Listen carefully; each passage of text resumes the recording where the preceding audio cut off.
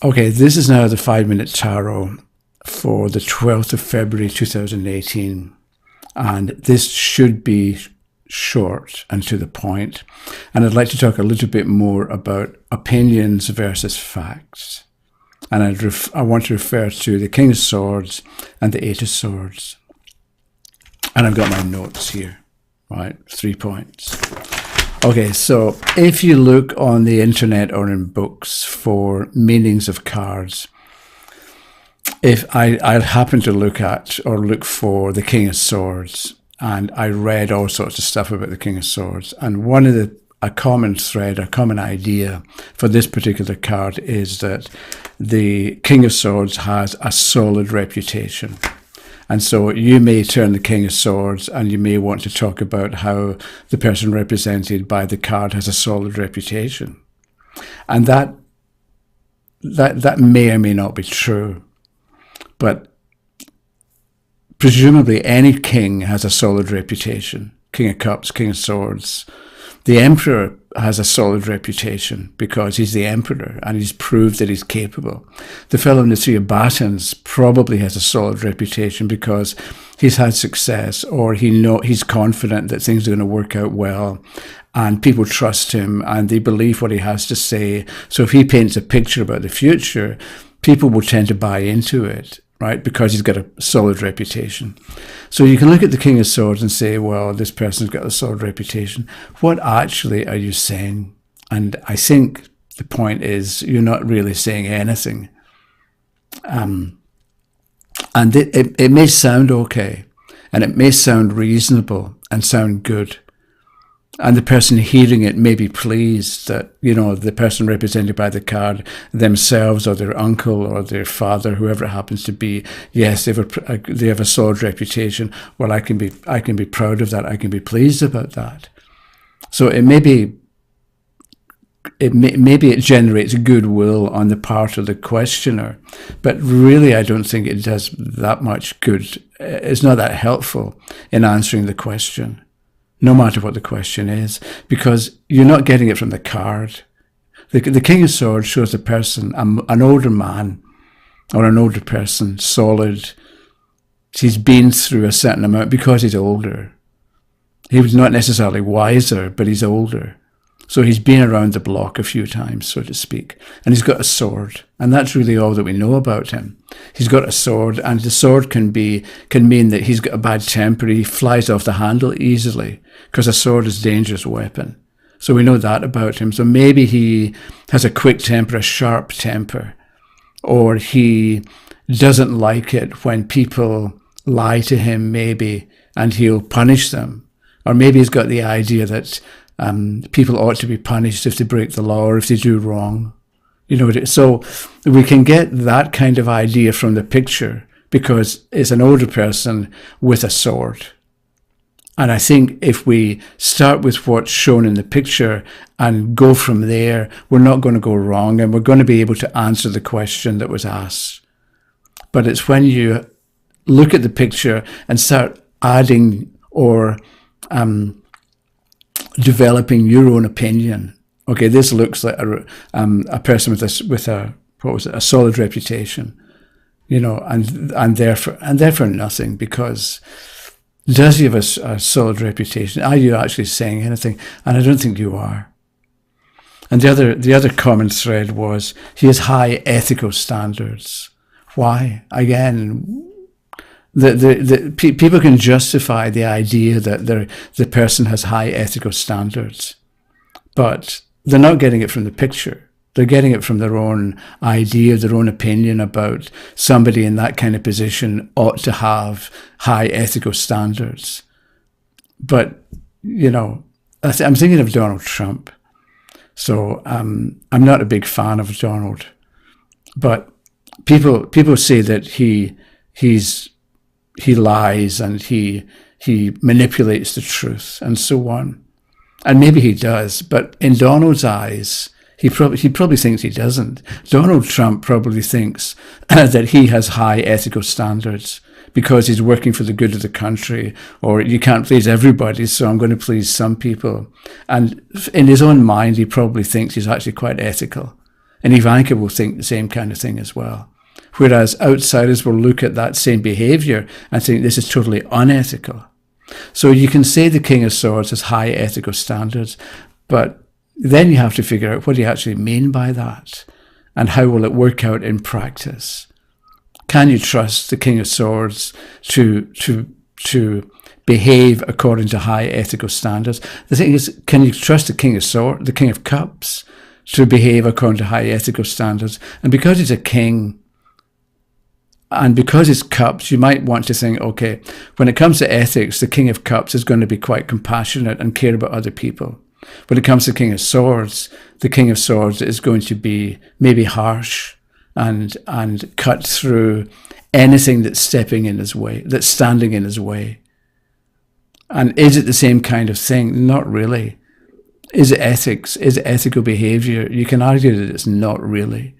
So again, if we look at the picture and take our lead from what the picture shows, I don't think we're going to go wrong. But when we look at the picture and we have our own opinion or our own idea, and then you impose it or superimpose it onto the picture, I think that's where you can get confused and wonder what's the right meaning, or you can get sidetracked, or you can start making stuff up that sounds good, but it's not really answering the question that the person has asked. And I think as readers, we're supposed to answer the question, and not just say things that will make the questioner feel good or feel better or feel happy. We're supposed to actually answer the question. And I think cards will give you the answer. And all you need to do is look at the picture and interpret it and read it, and you'll get the answer. The other thing was this Eight of Swords, and I wrote down self-imposed boundaries, because a lot of people will tell you that the Eight of Swords, the person's tied up and they're blindfolded and they're in the water and there's swords around them. And a lot of people will tell you that the boundaries, that the limitations in the Eight of Swords are self-imposed. And maybe they are, but maybe they're not. Because let's say somebody wants to know what's going on, and the reader says, well, you look at the picture, but these boundaries are the limitations are self-imposed. And the questioner can hear, okay, so you're telling me that my husband or wife or boss who has it in for me and is giving me a hard time and is making me feel inadequate and silly and making me feel worthless, that it's nothing to do with them, it's all to do with me, that these boundaries are self-imposed. So then they leave the reading thinking, what a waste of time that was, because all they remember is, yes, the boundaries, the limitations are self-imposed. So if you're going to say things like your boundaries are self-imposed, you can't just say that. You've got to explain how and why and how people get themselves into trouble. And you've got to give an example or two so the person can see that, yes, maybe, instead of thinking that it's all the other person's fault, if I turn the spotlight on me and see in what way I'm adding to or contributing to the difficulties that I'm experiencing, then maybe I will have some kind of control over it. And I'm not just on the receiving end, and I'm not just a doormat that other people walk across. But to look at to look at a website or a blog and say that the boundaries in the Eight of Swords are self-imposed and leave it at that does nobody any good, I think. And also you can wonder about, okay, maybe ultimately and cosmically all our limitations and boundaries are self-imposed. But at the same time, if you're in an abusive relationship with somebody, or you've got a boss who's maybe a bad boss, or an incompetent individual who's in charge, and they don't like to admit that that they've made a mistake, so they blame other people. If you're dealing with somebody who blames other people, and they give you a rough time because they're blaming you, even though it wasn't your fault, how is that not other people imposing limitations on you? And that, I think, should be the starting point for figuring out what to do about it. You don't start off with the cosmic idea that, yes, ultimately the fault is yours. But what you do is you start with, okay, you've got this boss who's a pain. What are you going to do about him? So instead of trying to reveal the ultimate truth to the questioner, that all your limitations are self-imposed, you start with what they can recognize and what they're dealing with right now, which is they've got this horrible boss who's given them a hard time, and you figure out how to deal with that. And then maybe later you can bring in the idea that ultimately our problems are self-created, but, we'll get to that eventually, especially if you've only got 20 minutes or half an hour with a person. You can't, how do you have time to explain or describe what's really going on with life? That it's one thing for me to talk about unity and its reflection, and over the course of several weeks and several videos to introduce ideas and talk about them and give you an example or two, and then maybe reply to other people's questions or comments. But that's different. That's not the kind of thing I would do in a 20-minute tarot reading. So my point is, for the moment, I'm about to stop, that if we start with opinions, we're going to see what we want to see. And it may have nothing to do with what's going on in the picture, and it may have nothing to do with answering the question that the person has asked. Whereas, if we look at the illustration in the Rider deck and do something with it, describe what's going on there, the activity that's taking place in the picture, and the people and the objects involved. Right, so let's say you've got the King of Swords and the King of... So the King of Swords, let's say, is harsh and demanding. You don't know that from the King of Swords on its own.